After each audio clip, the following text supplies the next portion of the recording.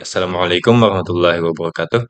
Perkenalkan, nama saya Nazmi Hakim dengan NIM 2310817210012. Di sini saya akan mempresentasikan hasil riset saya untuk mata kuliah PPKPL mengenai pengujian di industri non-IT. Di sini kelompok saya memilih industri makanan dan secara spesifik saya akan membahas mengenai implementasi pengawasan BPOM atau uji BPOM.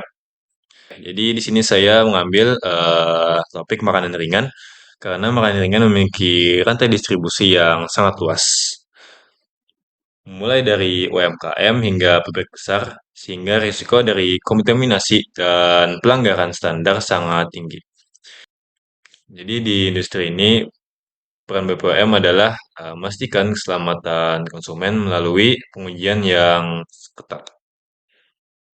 Oke, jadi yang pertama-tama itu ada pre-market control. Jadi sebelum sebuah produk itu sampai ke tangan konsumen, BPOM melakukan evaluasi dokumen, pengajian komposisi hingga verifikasi cara produksi. Nah, jadi si produk ini harus diuji dulu di laboratorium untuk memastikan tidak ada bahan yang berbahaya untuk dikonsumsi.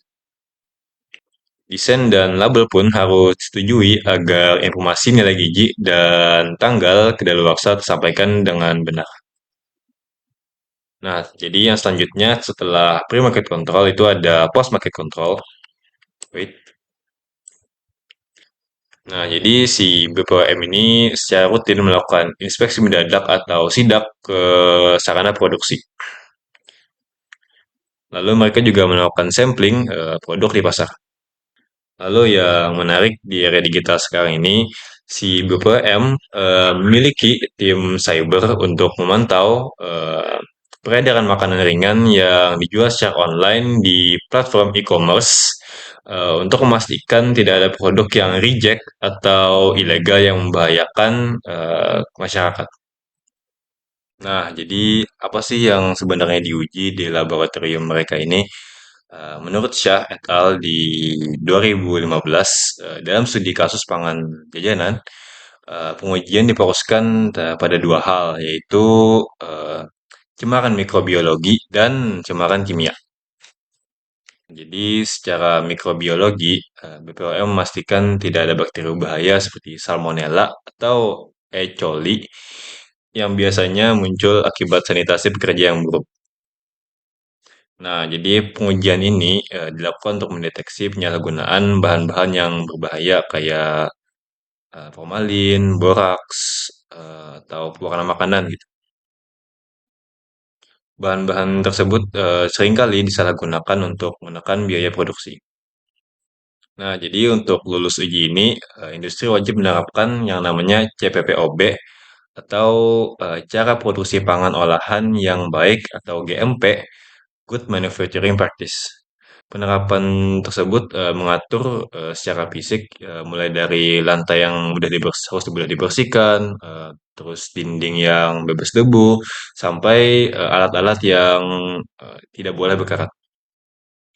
Nah, jadi apa sih hubungannya pengujian ini dengan pekerjaan sehari-hari di pabrik atau UMKM?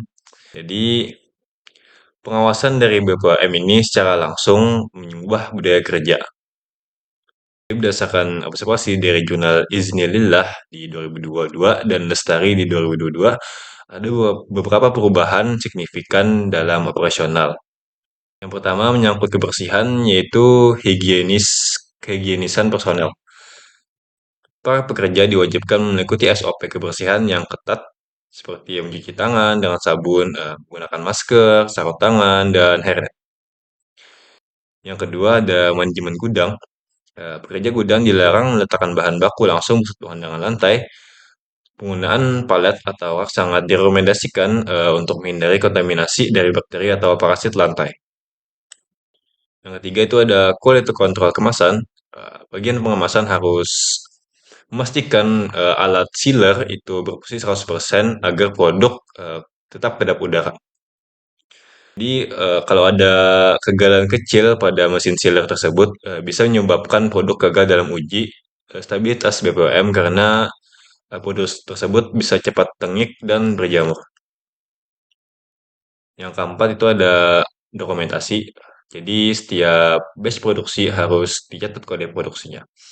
Dokumentasi ini memudahkan traceability atau pelacakan jika suatu saat BPOM menemukan sampel yang tidak memenuhi syarat di pasar. Nah, jadi kesimpulannya, pengujian BPOM ini bukan sekedar urusan birokrasi atau hanya urusan administratif. Jadi pengujian BPOM ini memaksa industri makanan untuk mengikuti standar-standar kesehatan modern. Jadi melalui penerapan yang diawasi oleh BPOM, produsen tidak hanya melindungi konsumen, tetapi juga meningkatkan daya saing produk mereka di pasar nasional maupun internasional. Jadi riset ini menyadarkan kita bahwa di luar dunia IT, prinsip seperti testing dan quality assurance juga menjadi fondasi utama dalam menjaga kepercayaan publik. Mungkin itu saja dari saya. Wassalamualaikum warahmatullahi wabarakatuh.